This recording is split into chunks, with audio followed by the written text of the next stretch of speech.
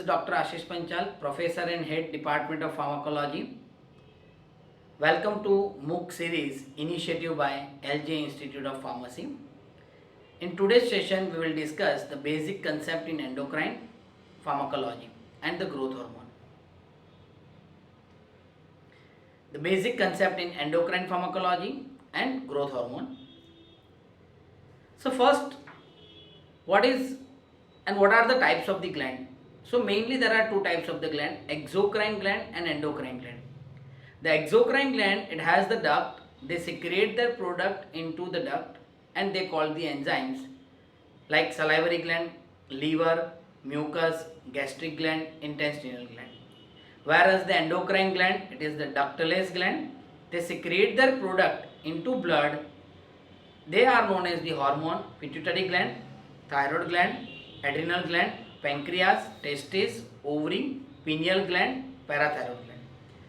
Now what is hormone? Hormone is a chemical messenger or it is a chemical substance with intense biological activity.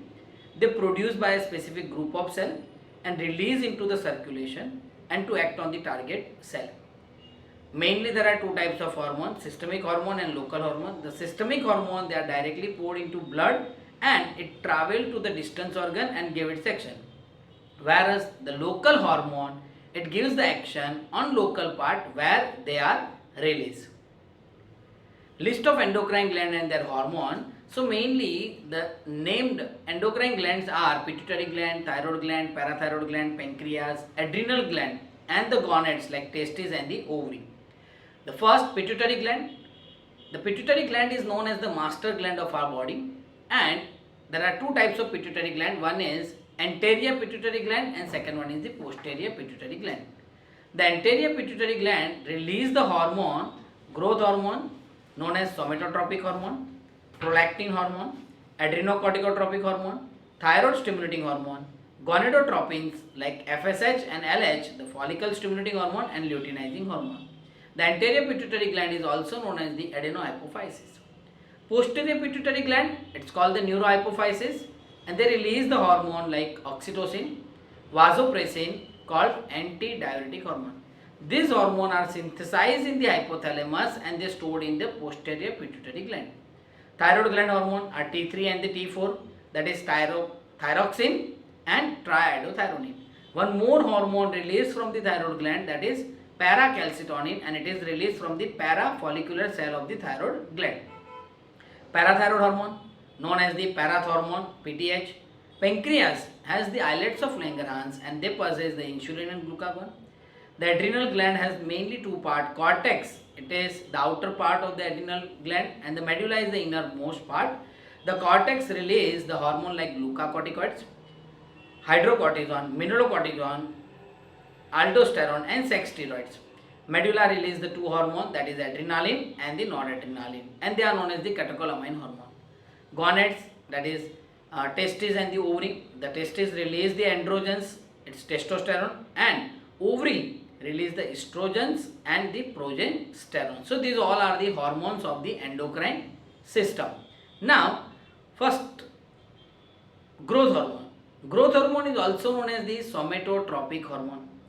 Now the growth hormone name suggested that it is responsible for the growth of the body.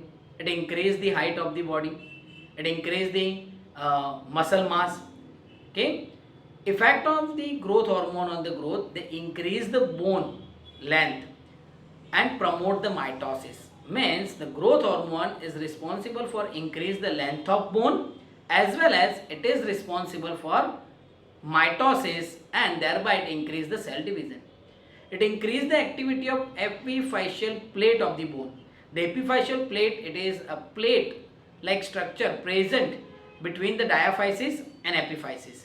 And this diaphysis and epiphysis possess the epiphyseal plate and this epiphyseal plate has the osteoblast cell. And this osteoblast cell is responsible for increase the length of the bone. Effect on metabolism, fat, increase the lipolysis so that the free fatty acid level of the plasma rise. Carbohydrate level, it shows the hyperglycemia by decrease the uptake of the glucose in the cell and that's why this hormone is known as the diabetogenic.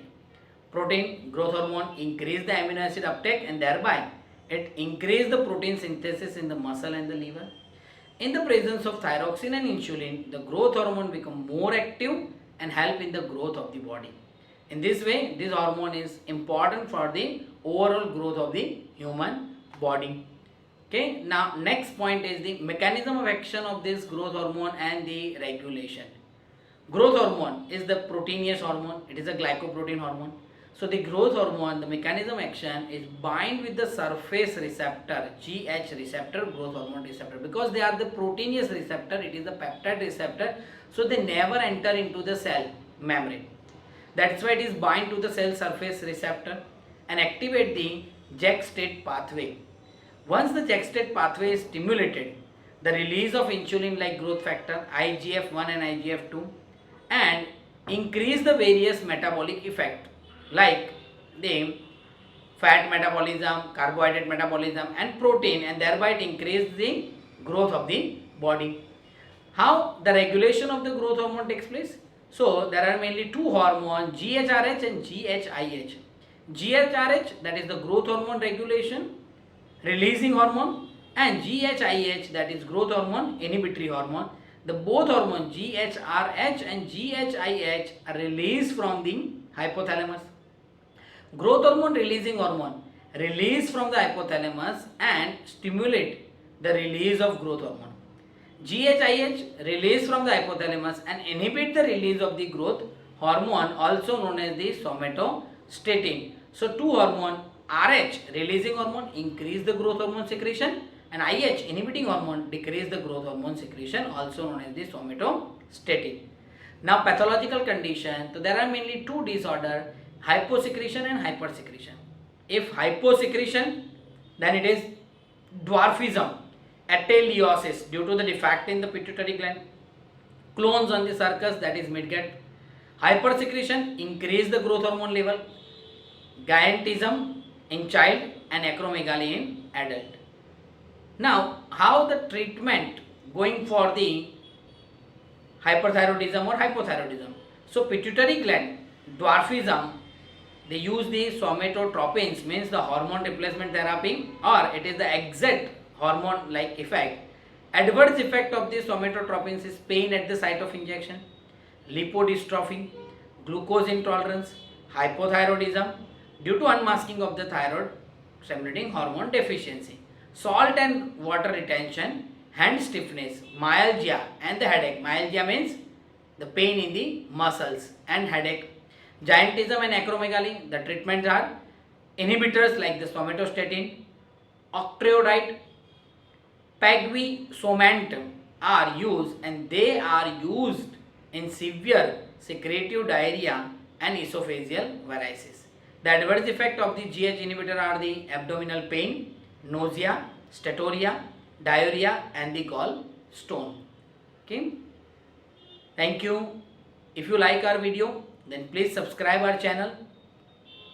Please press the bell icon for the more update. Our channel name is Pharma Ignite. Thank you. Have a good day.